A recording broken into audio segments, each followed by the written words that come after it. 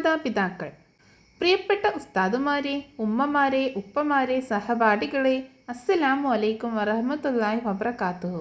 ഉമ്മയെയും ഉപ്പയെയും കുറിച്ചാണ് ഈ വേദിയിൽ ഞാൻ പറയാൻ പോകുന്നത്. നമ്മെ സൃഷ്ടിച്ച അള്ളാഹുവിനോടുള്ള കടപ്പാടുകൾ കഴിഞ്ഞാൽ പിന്നെ നമുക്ക് ഏറെ ബാധ്യതയുള്ളത് നമ്മുടെ മാതാപിതാക്കളോടാണ്.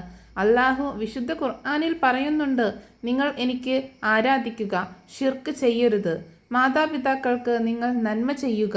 മാതാപിതാക്കളോട് കാണിക്കേണ്ട കാരുണ്യവും സ്നേഹവും പെരുമാറ്റ രീതികളും പലയിടങ്ങളിലായി ഖുർആൻ വ്യക്തമാക്കുന്നുണ്ട്.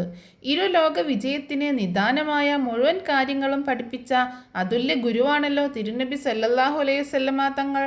സ്വന്തം മാതാവിനെ ഓർത്ത് കണ്ണീരൊഴുക്കിയ റസൂൽ സല്ലല്ലാഹു അലൈഹി വസല്ലമ തങ്ങൾ മാതാപിതാക്കൾക്ക് അർഹമായ പരിഗണന നൽകാൻ ശക്തമായ ഭാഷയിൽ നിർദ്ദേശിച്ചതായി നമുക്ക് കാണാം.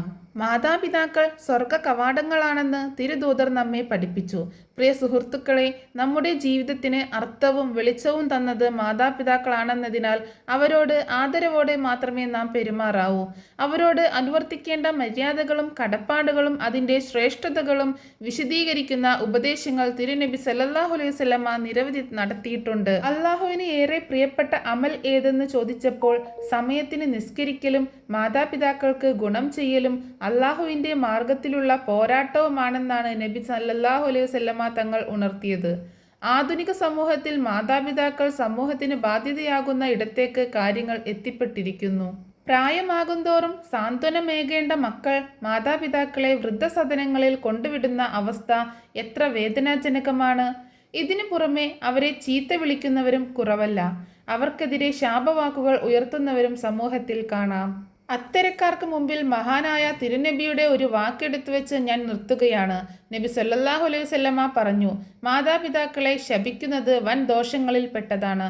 മാതാപിതാക്കളെ എങ്ങനെയാണ് ശപിക്കുക എന്ന് ഒരാൾ ചോദിച്ചു. അപ്പോൾ നബി സല്ലല്ലാഹു അലൈഹി വസല്ലമ തങ്ങൾ പറഞ്ഞു, ഒരാൾ മറ്റൊരാളുടെ പിതാവിനെ ചീത്ത പറഞ്ഞാൽ അവൻ തിരിച്ച് ഇവന്റെ പിതാവിനെയും ചീത്ത പറയും.